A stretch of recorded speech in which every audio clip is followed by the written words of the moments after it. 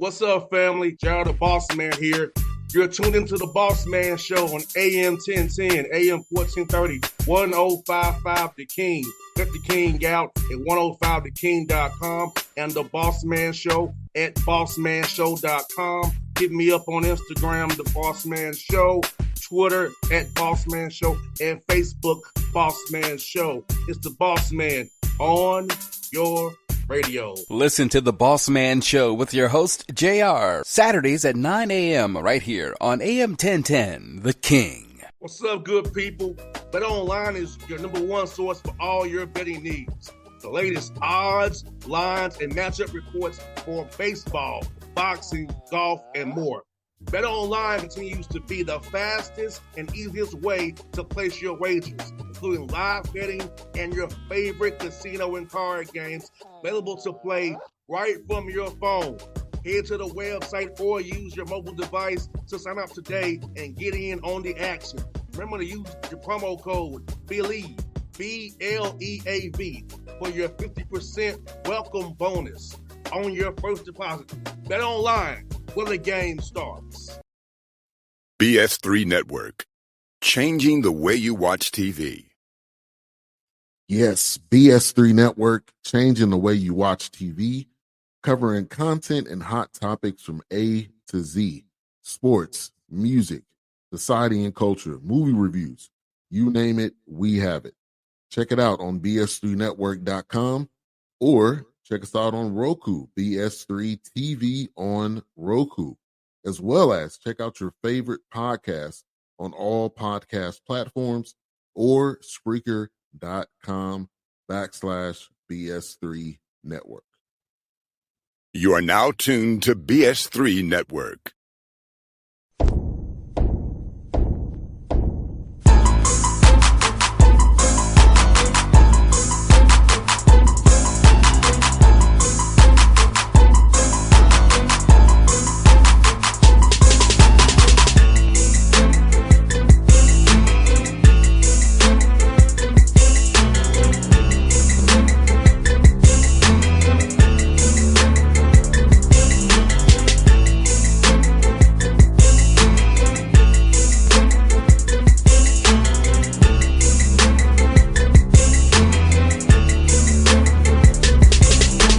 We back at it, episode 9, Patrick Gayle show, doing big things. How they show in the streets, obviously. They know what we got. We do so special here, Coach. They know, Coach, we do so special. And Coach Gayle has a brain like no others. We using that brain and riding that wave. Coach Gayle, man, he's right there, the man in the black jacket right there. It's cold in Georgia. It's Coach Patrick Gayle. In Georgia. It's cold in Georgia. What's up, Coach? How you doing after 2 victories that we had claimed last show, episode 8, Coach? You know what? I'm very, very blessed that I have life, that I can actually see the sun for a little bit. It was raining a little bit. So, thank the Lord for another day. It's raining here in Atlanta. It is 27 degrees. Yeah, it's pretty cold. It's about to get colder tonight. So, and where we're going this weekend is going to be really cold. So, hey, you gotta love winter. It's January. Yes. You know what, Coach? This January, this is why we know that global warming is real, and maybe that Revelations is telling us something, because you getting tornadoes one week, storm ice the next week. That's true. Because Revelations did say that you want to know that this when the seasons, when it's time to go down. Hey, that's so true, man. That's why you gotta stay close to the Lord, because you don't know what's gonna happen. And if you're not close to the Lord, you're gonna be scared and in fear. But those who are, we just observe, we watch, and we're ready for it. No doubt, Coach. Everybody watches it all. We know that's going on already. Gotta keep all eyes open. Coach, everybody watching is going on in more ways than more. Hey, there's a lot of watching going on, and you're either being watched or you're watching someone else. But there's a lot of watching going on. Yeah, right. I was shocked, Coach. I really was. Hey, JR, you said the show is the hottest thing on the streets. Nah, you the hottest thing on the streets, man. I'm just happy to be in your graces, man. You're the hottest thing on the streets. Hey, man, it's hilarious, man. And Coach, I know you had a great win this weekend, but I know some things didn't make you as happy as you wanted to make you. But the fact that your young men persevered and got the job done despite those things, so you can learn from with a win. Oh, absolutely, absolutely. And you know what? I have to give, a lot of the credit to my assistant, Coach White. I don't think, as people are watching the NFL playoffs right now, and people are talking about coaches being fired and this coach going there, what you guys don't understand is that the staffs that are connected to the coaches don't know what's going on either. And they work hard as much as a head coach works hard. The assistant coaches, if you're a good one, works harder than the head coach. And Coach White works tirelessly, preparing our guys. And it's very disappointing, when we work so hard and we have to in the game even work harder. 49 turnovers in 2 games is unacceptable. I think we had 18 missed free throws last night. We missed a ton of free throws on Saturday, and they're both home games. That's unacceptable. So I have to give a lot of credit to my assistant coach White, and definitely give credit to the guys because they're on the court, working physically, but mental fatigue, and you can see it on a lot of coaches, at the professional level in the NFL.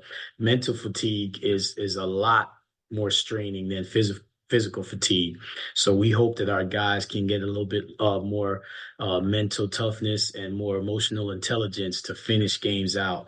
And free throws is just about, mental toughness. So we have to do better. And turnovers, mental toughness. Now, not with that said, Edward Waters and Savannah State played absolutely great defense. So I'm not taking any credit away from them. And I did say that Edward Waters would first force a lot of turnovers, and they did. They actually forced more than their average.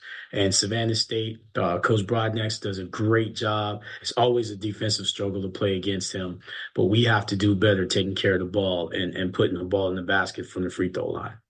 No doubt, because those are those points to catch up with you, especially like for me, Coach Gayle, a 1-and-1 free to miss is like missing 2 free throws to me. That's right. Or turnover. That's I look right. at it turnover or missing 2 free throws. However you look at it, they look at it that way.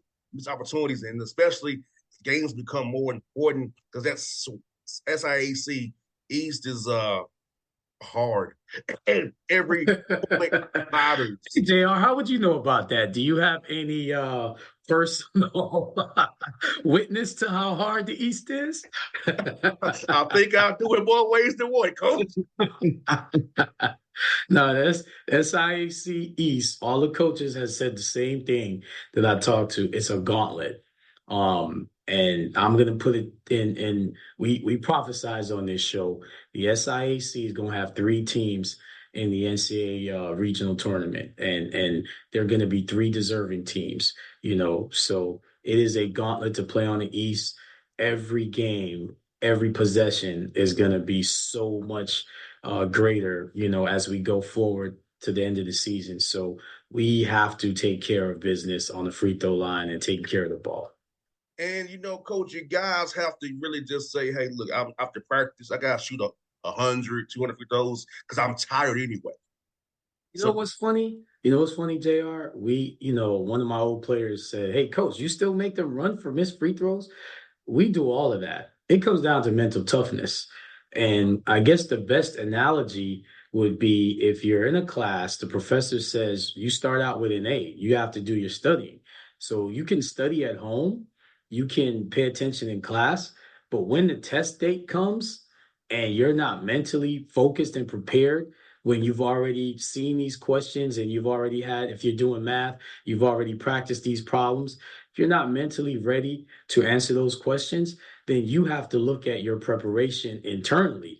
You can't look at the class and the professor. You can't look at your study group. You have to look at what you're doing different. So when you're on that free throw line, you have to practice that same routine, whether you're in the game, whether you're tired, whether you're in practice, whether you're by yourself in the gym. At this time of year, I tell my guys, and they're in the gym, when you work out, the best thing you could do is shoot. all the other stuff that, you see that people are doing at this time of year in conference. You got to be in routine. You have to be in rhythm, So to me, that's all mental. It's all mental. And coach, you're talking to at least a 12, 13-time basketball champ free throw shooter right here. Is that right, JR? Yes. So what's your routine on the line, JR? What's your routine? It's not like my jump shot, but I get on the nail, kind of slant to the left, and I'll do this little routine. I'm shooting back in. Okay. So like, if you stand straight down the nail, if you're tired, it's gonna go off. But Good for point. me, if I'm slanted my feet slanted to the left on the nail, coming back with this little kind of, it's gonna go in because I'm giving it that angle to go to the right. I got some margin for error. Really? Right. And now, me personally, I didn't get off the line between first and second. I didn't get off the line because, you can't. Yeah. Because I knew my stance, and you can talk all the crap you want to. I know what I'm doing. Right. And I typically shot it between 89 and 91 free throw line because my routine is like I knew for a reason. I decided to slant and come back so I can angle it back to the right, have margin for error. If you're down the middle on the nail, you off. Mm-hmm. So I try to slant it so I give myself shooting towards the right some opportunity. Mm-hmm. If I was tired, a little bit off, I had a chance still to put, and most time it worked. Well, my former player, he actually played overseas a little bit. Actually, big up, Tim Sada, my former player from St. Thomas University. This is where he played. But he shot 90% his senior year, and he played like 35 minutes a game. I believe he led us in scoring. And, he would be in the gym by himself shooting free throws. And he always said, Coach, I got to remember to trust my legs. So to me, it starts with your base. Mm-hmm. And I tell my guys all the time, you have to shoot the same shot. You have to have the same routine. Obviously, your elbow and your follow through is everything, but it starts with your base. You have to trust your base, trust your legs. And I think, again, that's mental. To me, it has to be free throws is more about how it feels more than logic. If I feel the same way every time, the shot's going to come off the same time. And you know what it goes back into? It goes back into physics. So if you can make it feel the same, that means your body's giving the same force. And like you said, give the same arc and the same angle. But it has to be something that has to be broken down mentally. Yeah, you have to find what works for you. But I'll try to tell guys, I will get off the nail.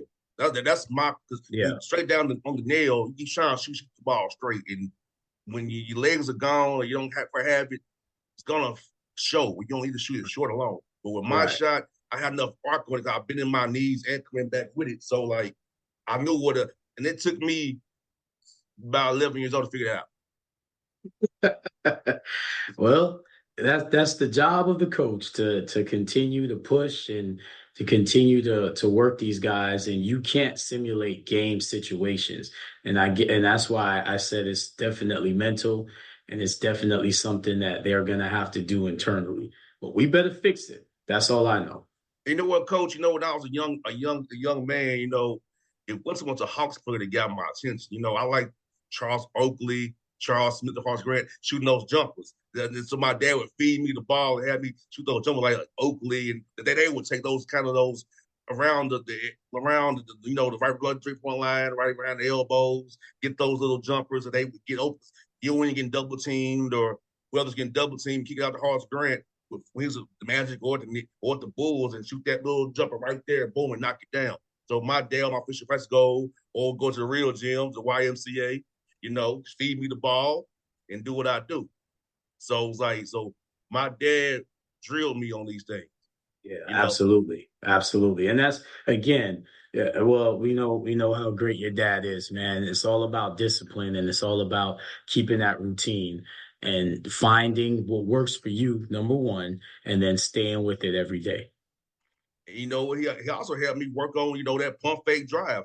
So he said, when they go start closing out to Best you thing in hard. basketball. That's right. The best thing in basketball is the shot fake. That's the number one thing in basketball. If you make one, they're gonna come flying at you on the next one. So that's the best thing in basketball. Now, the thing he didn't teach me was how to draw fouls off. He said, no, you just drive the back. I want to do all that stupid drawing the foul garbage. It's like somebody else I know does. But I'm not going to say that. Well, you can't rely on the whistle because the whistle's not going to be the same. That you can't control, but you can Yes. That's control why he was always everything like, else. hey, you drive that ball and then get worried about the whistle at the basket. So, Right. That's right. You can control everything else, but you can't control the whistle.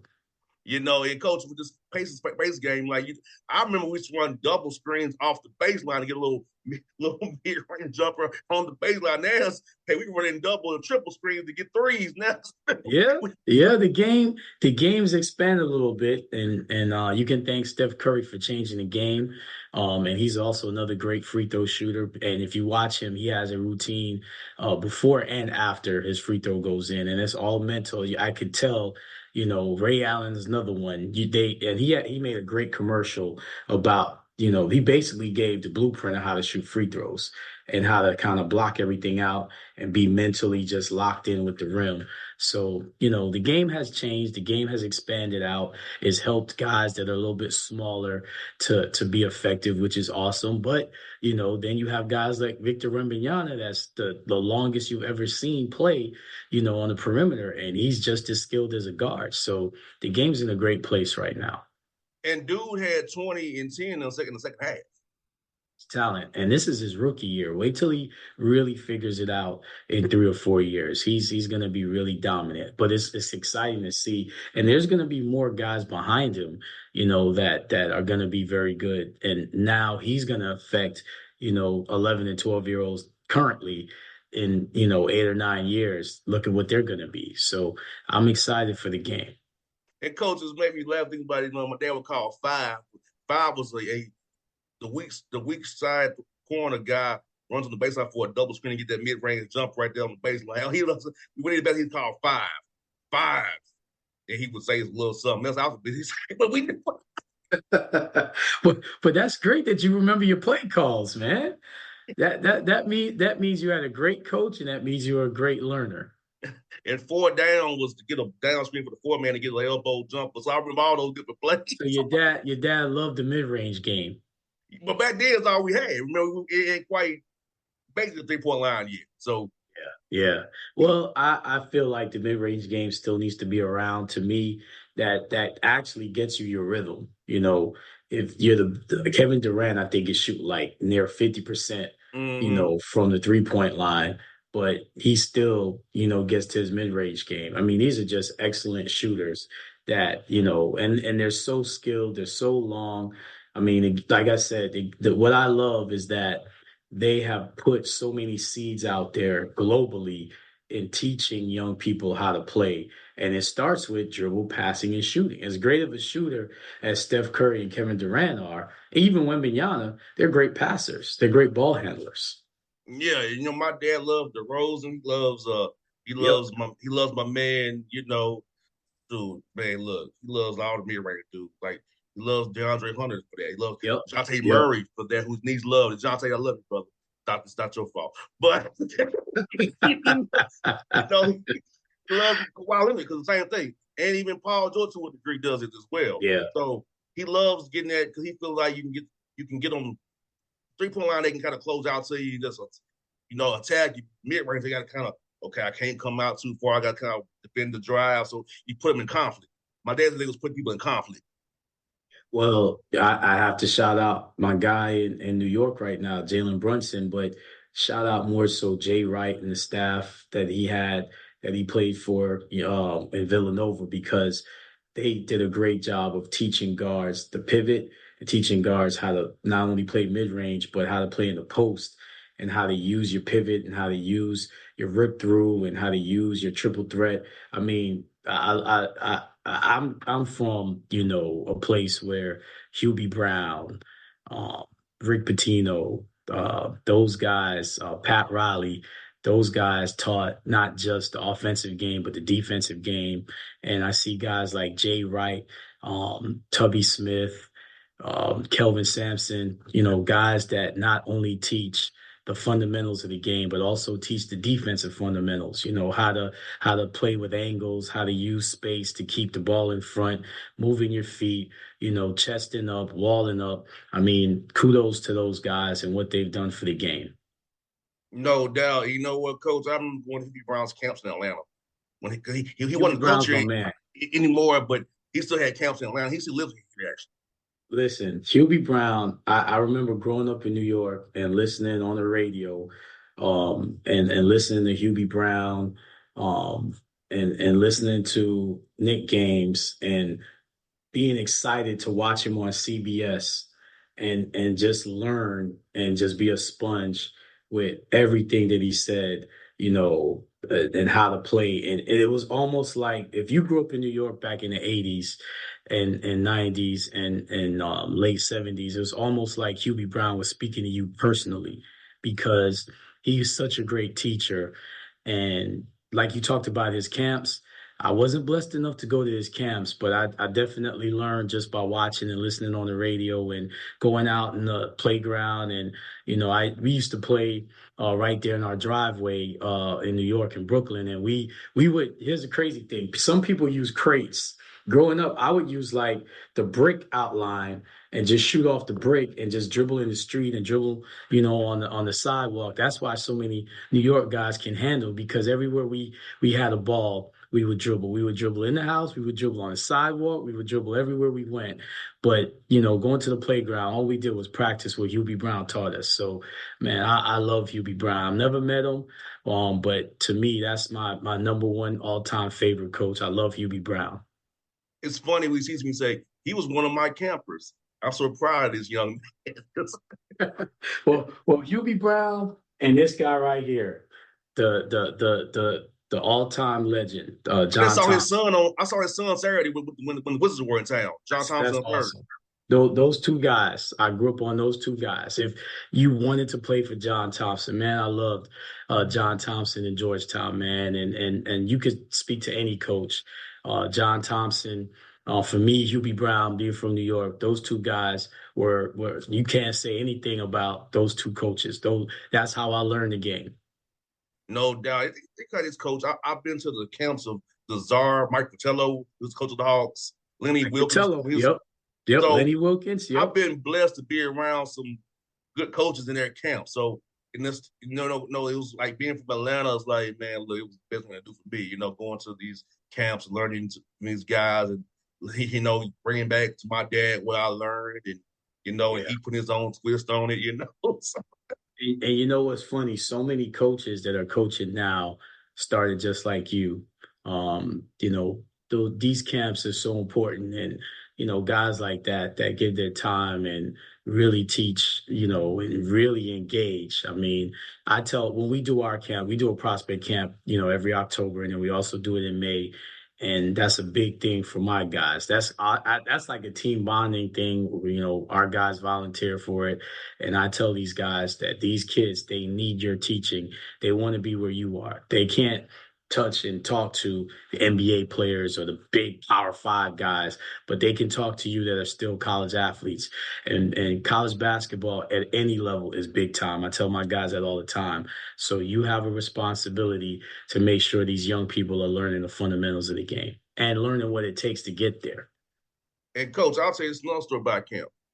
Going to Tennessee State's basketball camp, Frankie Allen, who's the coach there, and meeting Carlos Rogers, Monty Wilson, and Anthony Mason, that pretty much made me want to, when it was time for me to, I already know how those guys treated me as a little kid. Yeah. I got to be around three. My mind was played overseas, lives in Atlanta now. But Carlos Rogers and Anthony Mason, playing in the NBA. That's right. As a child, and they treated me nice. That's right. God bless Mace. You couldn't be a Knicks fan in the 90s and not, know and love Anthony Mason and Carlos Rogers. His story is so awesome too, man. But it's cool that we're we're bringing up these guys, man. I mean, they're heroes to guys like us, man, because, I love the underdog. I love the guy that, made his name from not anybody helping him. He did it, and that just shows that you can make it from anywhere and anything. And you don't have to be a player. You can make it as an executive. You can make it as a coach. Right now, analytics is a big thing in the league, and there's so many guys that have jobs, in all professional leagues that were really good students and had a love for math, had a love for sports, and it's awesome that you can tie both in. And I will say this, as someone that has taught in the inner cities, you have a lot of people in the inner cities that love academics, that love math, that get up and go to school every day to learn. And I pray for those young people that get that path to get the jobs that they're seeking, because not everybody in the hood wants to be a basketball player. You got some people that want to be astronauts, that want to be scientists, that want to be data analytical people. So we have to give those people, their shine and their due as well. There's a lot of smart kids that are in really tough situations, really tough schools, and they have to go through war zones to get to school. And they want to study and they want to, learn math and learn science and change the world. They see the world differently. So kudos to them. I've taught a lot of students like that. You would cry with some of the stories, but you also look at them like, yeah, you're going to be somebody special. And I don't want to just promote athletes. I want to promote all our people, all our young people. No doubt, Coach. And I want to say this one more thing about my father, Coach. You like this.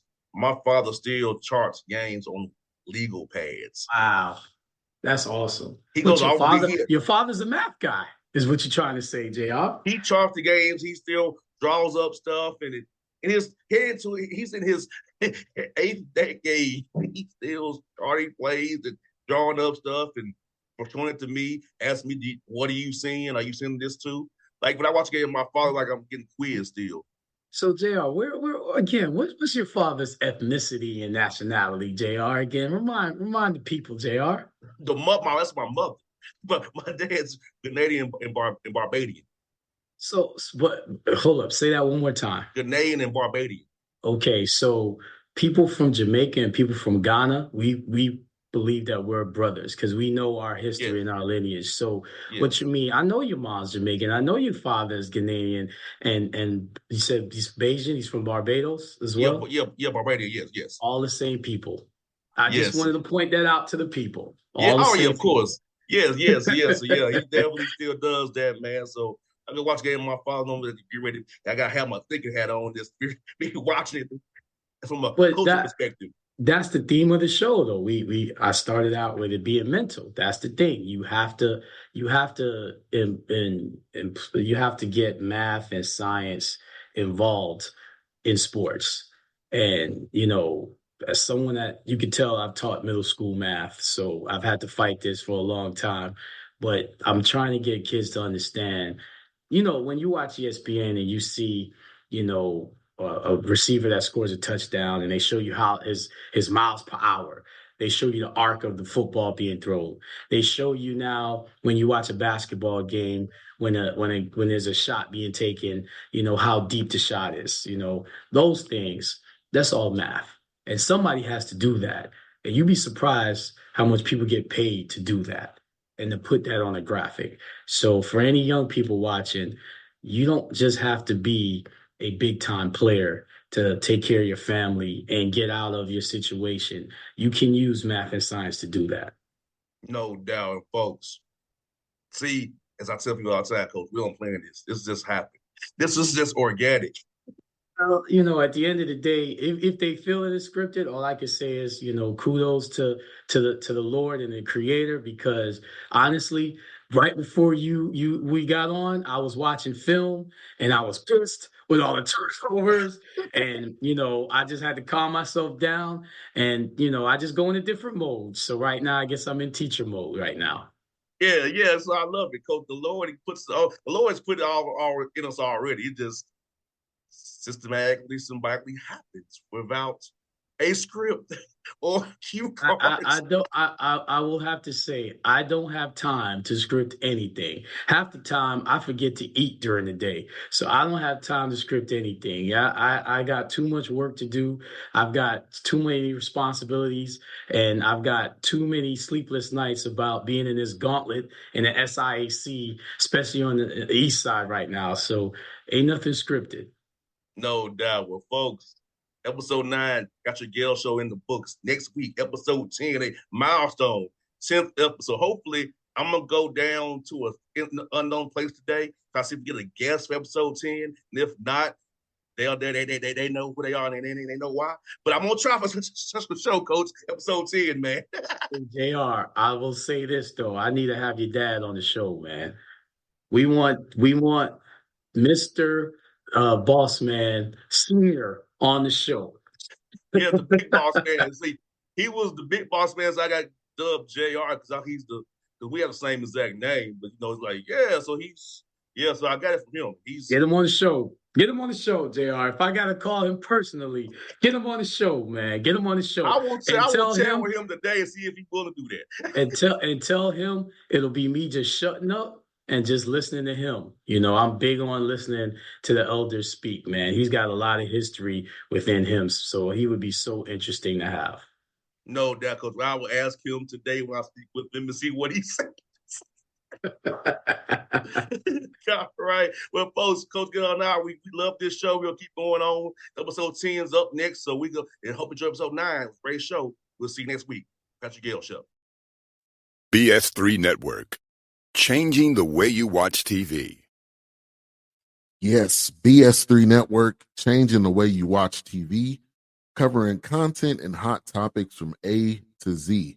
Sports, music, society and culture, movie reviews. You name it, we have it.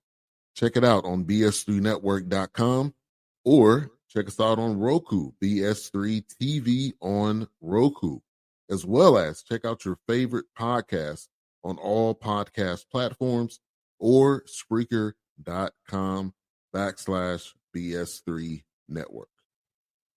You are now tuned to BS3 Network. What's up, good people? Bet Online is your number one source for all your betting needs.